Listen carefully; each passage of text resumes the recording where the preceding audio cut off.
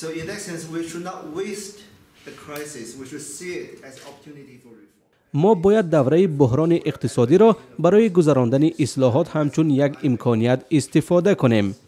بنابر پیشبینی ما اقتصاد تاجیکستان در سال جاری تا به سطح 3.8% کاهش خواهد یافت.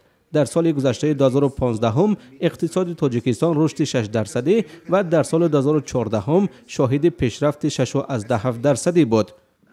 تاجیکستان برای دست یافتن به رشد اقتصادی استوار باید قبل از همه فضای سرمایه گذاری را بهتر کند تا طریق جلب سرمایه صاحبکاری رشد کند و فضای مساعد به کارخانه های خرد و میانه فراهم بیاید.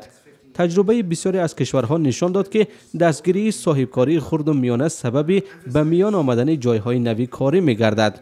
آن چیزی که تاجیکستان بیش از همه به آن نیاز دارد.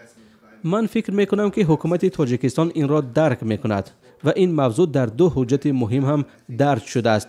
در اینجا توجه به رقابت پذیری و گوناگون سازی اقتصادیات و بهتر کردن جلب سرمایه‌گذاری تاکید شده است. بانک آسیایی رشد بار دیگر تاکید میکند که حکومت تاجیکستان را در این سمت باز هم دستگیری میکند. ما چنین می‌حسابیم که تاجیکستان پیش از همه توجهش را در آن سمت زیاد کند که در آن نسبتاً برتری دارد.